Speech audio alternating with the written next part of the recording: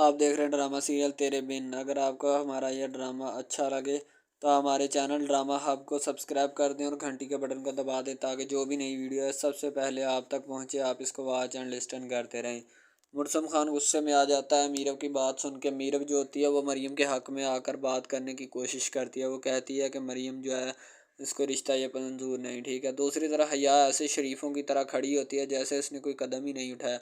हालांकि उसने तो मरीम का घर उजाड़ने की कोशिश की है, मरीम की मोहब्बत के ऊपर दाग लगाया है। हालांकि शादी तो नुरेज़ के साथ हया की होने वाली होती है, लेकिन वो ये फंदा मरीम के गल डाल देती है। आप इससे बरी जमा हो जाती है। हया बड़ी मक्कार होती है क्योंकि इस जैसा मक्कार शख्स दुनिया में नहीं देखा, क्योंकि इसने बहुत ज़्यादा मक्कारी की होती है और मरीम को उछाला होता है। दूसरी तरफ मीरब जो होती है वो बेचारी फंसी होती है कि अब उसके साथ वादा भी कर चुकी है मरीम के साथ, लेकिन अब उसकी जान इससे कैसे बख्शवाए, नुरेज़ से कैसे उसकी जान छुड़वाई जाए। अब इसके लिए भी कोई ना कोई सलूशन निकालना पड़ेगा। मीरब का मुर्सम इस बात से दूर रहने की तलकीन करता है और कहता है कि तुम इस बात से दूर रहो, इसलिए मैं तुम्हें अभी भी सजेशन देता हूँ कि छोड़ दो इस सब मामले को। मीरब तुम समझ जाओ, समझती क्यों नहीं हो, ठीक है।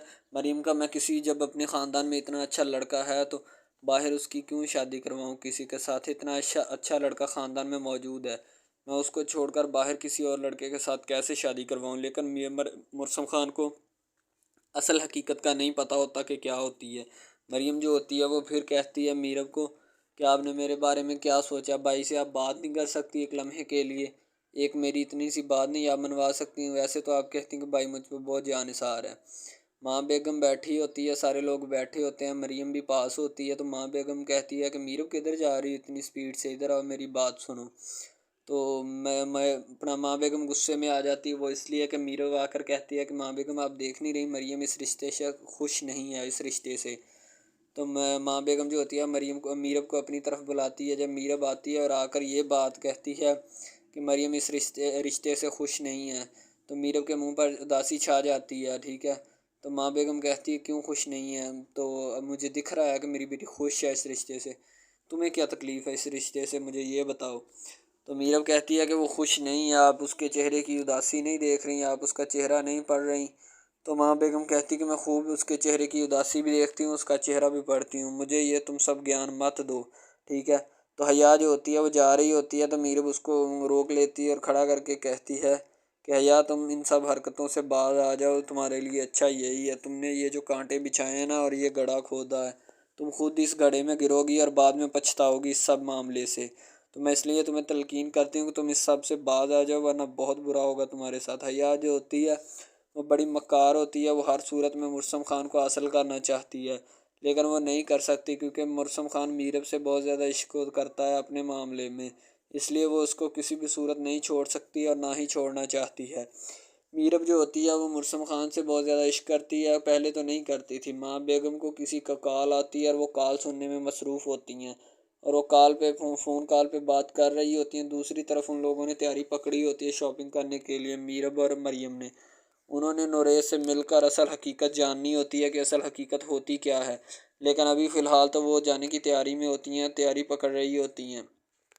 मीरब जब कहती है कि मैं तुम्हारे लिए कोई बात करूँगी, ठीक है, मरीम थोड़े से लम्हे के लिए खुश हो जाती है। ज़ाहिर सी बात है उसका इतना सा खुश होना बनता है। तो मीरब जो होती है फिर मरीम को दिलासा देती है और कहती तुम परेशान मत हो, मैं मुर्सम खान से बात करूँगी, तुम इस मामले की टेंशन मत लो, ठीक है। तो उसका दिलासा देती है। अब दूसरी तरफ मीरब फिर से जाती है, मुर्सम खान अपने कमरे में चली जाती है और वहाँ जाकर मुर्सम खान का इंतज़ार करने लगती है कब वो आए और कब मैं उसके साथ ये सारी बात खोल लूँ। जब वो आती है तो मीरब मुर्सम खान जब आता है तो मीरब उसके साथ जब बात करती है तो मुर्सम खान गुस्से में आ जाता है। कहता है कि हमारे ख़ानदान की इज़्ज़तें जो होती हैं वो बाहर किसी और के साथ नहीं जाती, इसीलिए अपने ही रिश्ते में रिश्तेदारों में देख के कर लिया। नुरेज़ अच्छा लड़का है, ठीक है, लेकिन मुर्सम खान को असल हकीकत का नहीं पता होता और ना ही वो असल हकीकत से वाबस्ता होता है कि ये रिश्ता कैसे तय पा रहा होता है। तो माँ बेगम जो होती है वो कहती मेरी बेटी इस रिश्ते से खुश है, अल्लाह बस इसे नजर बद से बचाए। माँ बेगम मीरब की तरफ देखती है एक दफ़ा, बाद में उसके ऊपर सोने का हार पहनाती है, उसको उसको सजा धजा के बिठा रही होती है ताकि मेरी बेटी दुल्हन बनी अच्छी लगे, ठीक है। उसके ऊपर वो दुल्हनों वाली चादर भी देती है ताकि वो खूबसूरत और अच्छी लगे, सोने का सेट भी रखा होता है, सारी सी बात है, ठीक है। दूसरी तरफ मीरब जो होती है वो सोच रही होती है कि अब इस मसले का क्या हल निकालूं, क्योंकि वो मरियम से वादा कर चुकी होती है। देखते हैं कि मीरब अपना वादा निभा पाएगी या नहीं। माँ बेगम खुश हो जाती है अपनी बेटी को खुशी के लम्हात में देखते। बेटी खुश तो नहीं होती, लेकिन माँ बेगम के सामने दिखावा करने की एक्टिंग करती है कि मैं खुश हूँ, लेकिन ऐसा कुछ नहीं होता। अभी फ़िलहाल वो इस रिश्ते से खुश नहीं है, क्योंकि वो अनस से मोहब्बत करती है, उसी से शादी करवाना चाहेगी। जब ये बात होती है तो वो मीरब की तरफ देखने लगती है मरियम। मीरब ने उससे वादा किया होता है कि मैं तुम्हारी शादी उसी से करवाऊंगी, अनस के साथ, तुम इस मसले की टेंशन मत लो। तो इस वजह से वो दिखावा कर रही होती है। जब वो शॉपिंग करने पहुंच जाते हैं तो मरियम कहती है तुम रुको, मैं इधर से देख के आती हूँ। हालांकि मिलना तो उन्होंने नुरेश से होता है, ठीक है। हया जो होती है बड़ी मक्कार होती है, वो कहती मैं भी साथ जाऊंगी। वो भी गाड़ी के पास आकर खड़ी हो जाती है और तैयार हो जाती है साथ शॉपिंग करने के, क्योंकि हया जो होती है इनकी जासूस होती है, इनकी जासूसियाँ करती है। शॉपिंग मॉल में जब तीनों की एंट्री होती है और सभी लोग अपने अपनी चीज़ें ख़रीदने के लिए इधर उधर हो जाते हैं। ज़ाहिर सी बात है, होना ही पड़ना था, क्योंकि उन्होंने अब अपनी चीज़ें वगैरह भी ख़रीदनी तो थी, ठीक है। मरियम जो होती है वो चीज़ें देखने के लिए खड़ी हो जाती, हया उसके पीछे होती है। अभी हया को सरप्राइज़ मिलने वाला होता है। मरियम जो होती है वो मीरब जो होती है वो खड़ी होती है और कहती है कि हया हया जो होती है वो आकर कहती है कि अब तुम यहाँ शॉपिंग करने तो आई नहीं, जिससे भी मिलने आई हो मुझे सच सच बता दो, ठीक है। वो गाड़ी में बैठकर शॉपिंग करने के लिए निकलते हैं तो गार्ड जो होता है वो वहाँ पे खड़ा होता है, क्योंकि माँ बेगम ने उसकी ड्यूटी लगाई होती है कि आपने इनके साथ जाना है जब ये घर से निकलें। दोनों जब मरियम और मीरब निकल रही होती हैं तो वो गार्ड उनके साथ जाता है। अब हया जो होती है वो भी माँ बेगम के पास आकर कहती कि माँ बेगम मैं भी जाऊँगी। तो माँ बेगम कहती है अब तुम्हें क्या उठा कीड़ा कि तुम भी शॉपिंग करने के लिए इनके साथ जा रही हो, चलो अच्छी बात है, जाना है तो चली जाओ, ठीक है। वो कहती कुछ मैं भी तैयारी कर लूँगी शादी की।